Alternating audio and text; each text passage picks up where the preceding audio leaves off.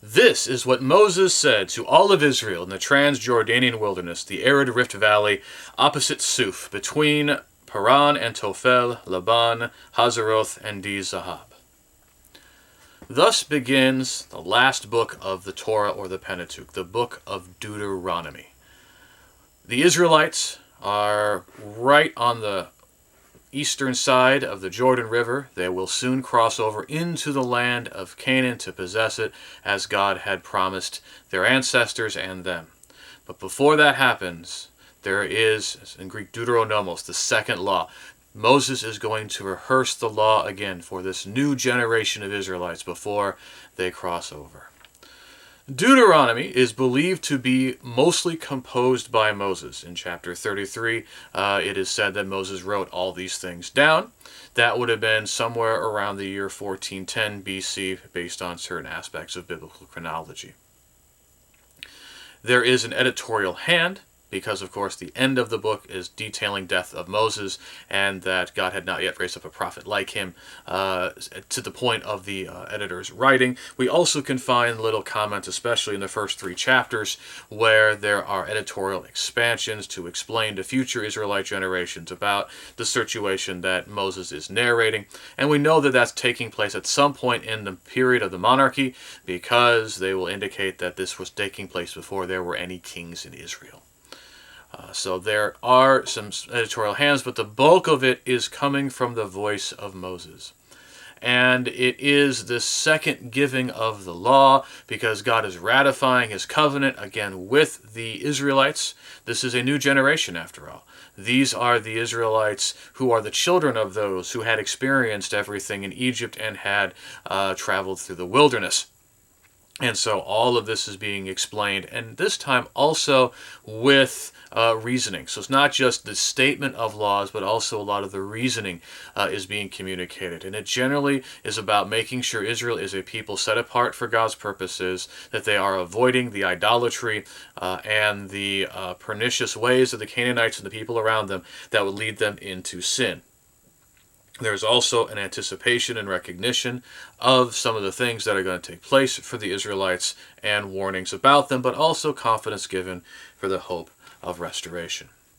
So as Christians, we gain much from it because we understand what's going on more with the law, and that we can see many of these principles that in their own way will continue on in the new covenant, and of course are looking forward to Jesus the Christ.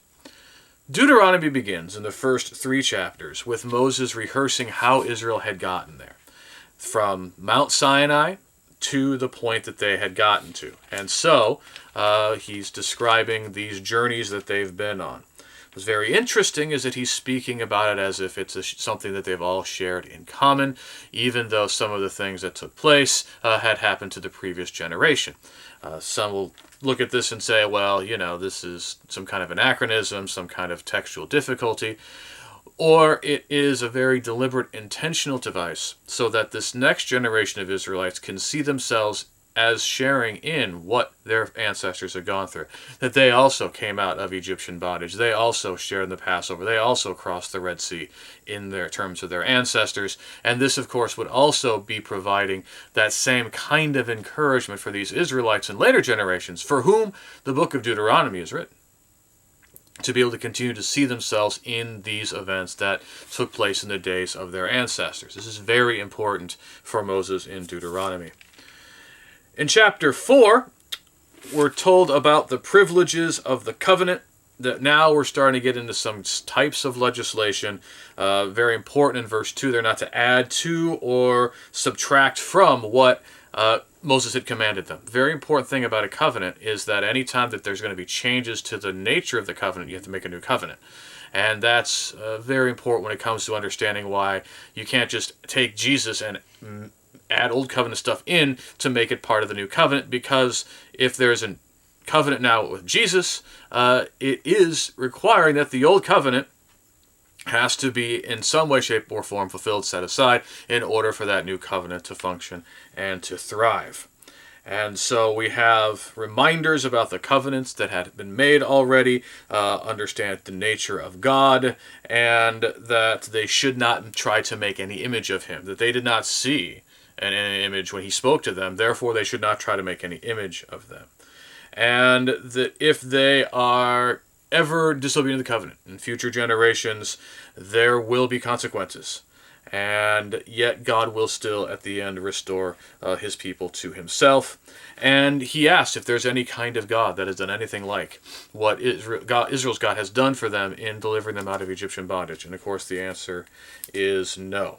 And so in chapter 5, we have the restatement of the Ten Commandments, where we go through the Ten Commandments, but also providing explanation and exhortation. This is, for instance, where we see that the Sabbath is not just based on the fact that God created all things in 6 days and rested on the seventh, as in Exodus, but here in Deuteronomy, the principle that it's also a form of liberation. They have been liberated from bondage. They are not slaves, and therefore they have a day of rest. And that will feature prominently with Jesus in the Gospels in terms of how he heals on the Sabbath. We see also a restatement of how they did not want to listen anymore to the voices of God, and so that is why Moses has come and provided this law. Moses went up and heard it from God and has brought it back to them. And then in chapter 6, again, they need to keep this covenant. They need to do what God has told them to do. And we have here the great Shema in Deuteronomy 6 and verse 4. Shema, the Hebrew for hear. This is the great declaration, almost anthem of Israel, constantly being recited. Hear, O Israel, Yahweh is our God, Yahweh is one. You must love Yahweh your God with your whole mind, your whole being, and all your strength.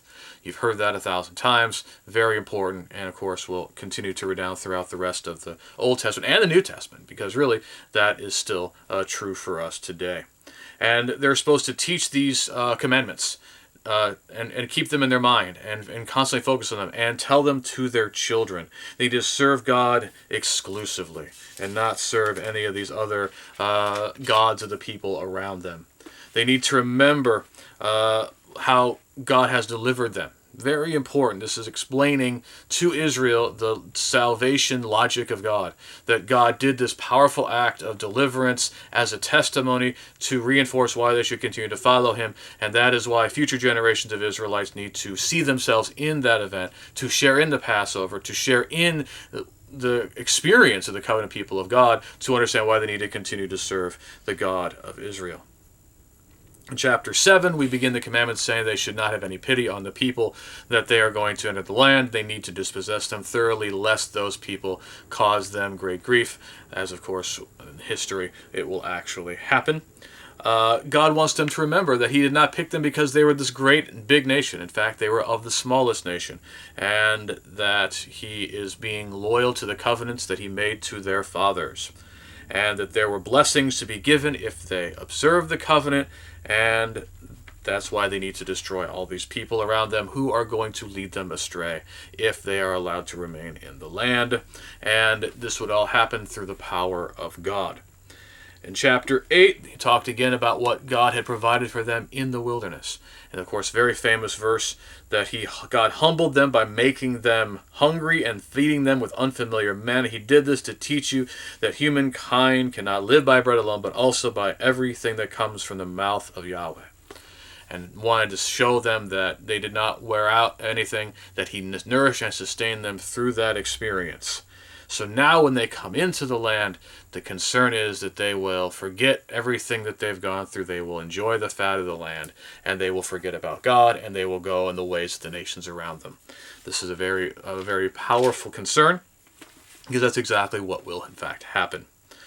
Then there is, in chapter 9, conversations about the reason for the conquest and why it's happening, how Israel has proven stubborn, and a rehearsal of all the events that have been going on in the wilderness, where Israel was stubborn, did not hear and respect what God told them to do, did not maintain faith in God, and that Moses had tried to intercede for them, and how that worked out. And this is why now they have the opportunity again.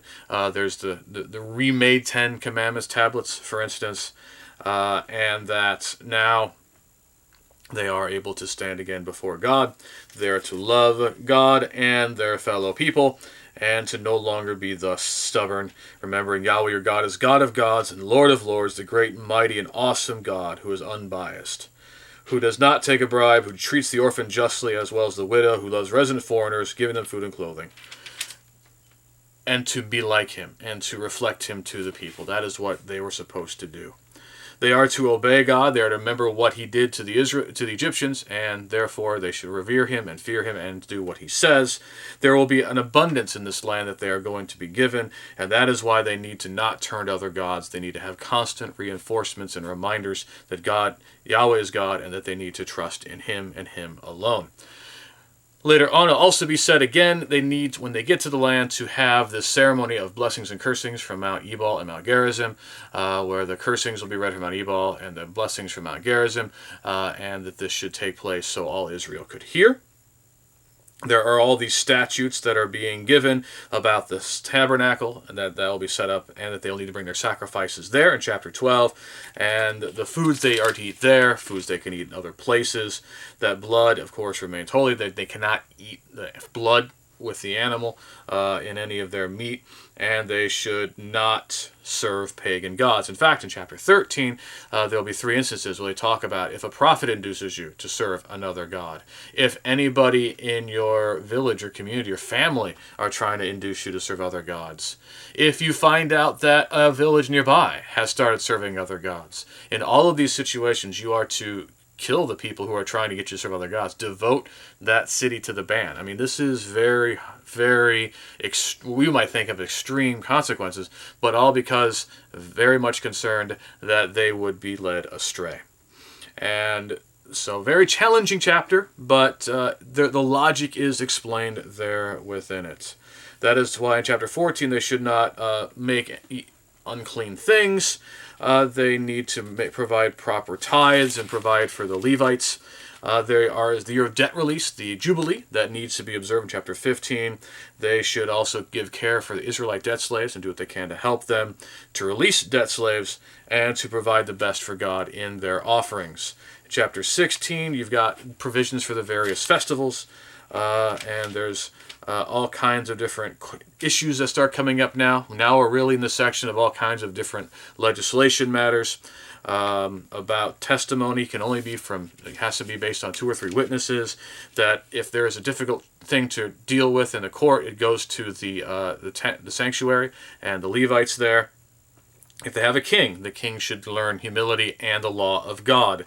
Provisions need to be made for priests and Levites. They should avoid all these dark magic and practices of all the nations around them, have nothing to do with them. And of course in chapter 18, the promise that Yahweh, your God, will raise up for you a prophet like Moses from among them, from their fellow Israelites, who they should listen to. And that any prophet's word, if it doesn't come to pass, means that's not a true prophet. So that's important stuff there. Chapter 19, there's laws about manslaughter and dealing with the provisions, cities of refuge in those situations. If there's war against enemies, there are provisions about how war should happen, who should fight, who shouldn't, how that should go about, how you could marry a prisoner of war if you so wanted, but that's different from those without, versus towards the Canaanites who need to be devoted under the ban. Chapter 21, you have this commandment about if you have a situation where there's a dead body in a field, in order to not have blood guilt, how the closest villages offer sacrifice. This is also where we talk again about laws about female captives and children, and what you need to do with the stubborn children. And in chapter 21, if there's the committing a sin punishable by death and executed, and the corpse is hung on a tree, they need to take him down, because cursed is the one who is on a tree, which Peter is going to frequently appeal to in understanding what happened to Jesus.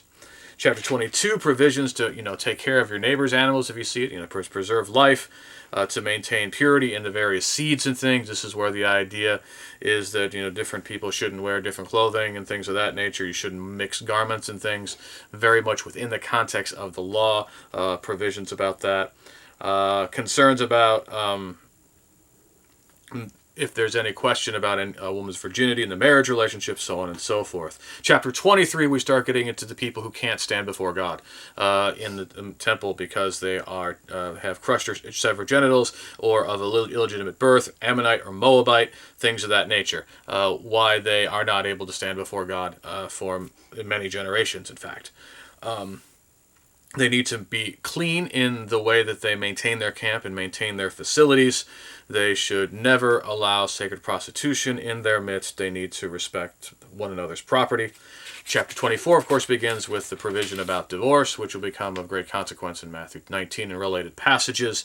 There's other commands given here about various provisions, about making loans, about being careful about leprosy, not perverting justice because of the fact that there's residents who are from foreign nations or orphans involved, things of that nature, and also to make sure that there are food available, gleanings for the poor and the marginalized. Chapter 25, you must not muzzle your ox while treading the grain, which will become the basis for the labor is worthy of his wages in the New Testament. We have levirate marriage described. If a guy dies without having children, his brother should take his wife, and to have children by proxy for him. The fact the Amalekites are to be destroyed, that the first fruits need to be offered and provided for God, and that every third year another tithe needs to be provided for the Levites and everybody else. That's who directed for the tithe. This is the point at which we now get to kind of wrapping everything up, when they're again going to have that assembly where they're going to read the curses and the blessings was promised. And he actually here gives the blessings that should be given, and then also the curses in chapter 27 and chapter 28. And the curses are much more elaborate than the blessings. In chapter 29, we again rehearse all that has been done, the situation they're in, what will happen if they disobey God. Chapter 30 begins with this confidence that they're going to sin, they're going to be cast into exile, but God is going to restore them. So even in the law, that kind of hope is extended. Then there is the succession of Moses to Joshua, the fact that he writes down all these things and gives it and tells them to read it every third year.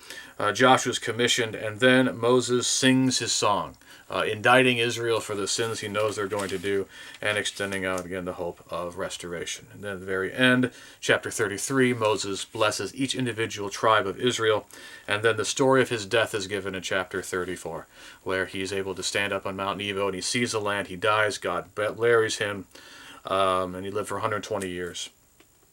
And it says at the end that no prophet ever again arose in Israel like Moses, who knew Yahweh face to face. He did all the signs and wonders Yahweh had sent him to do in the land of Egypt, to Pharaoh, all of his servants, the whole land, and he displayed great power and awesome might in view of all Israel.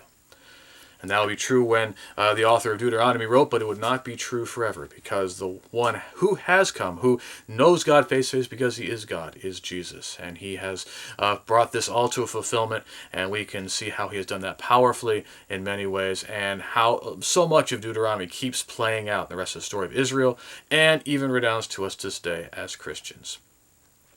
We're so glad that you've joined us. We hope that you've been benefited by our conversation here about Deuteronomy. If you have any questions or comments about what we've talked about in Deuteronomy, please let us know. Let's continue our conversation, subscribe to us, and share this message.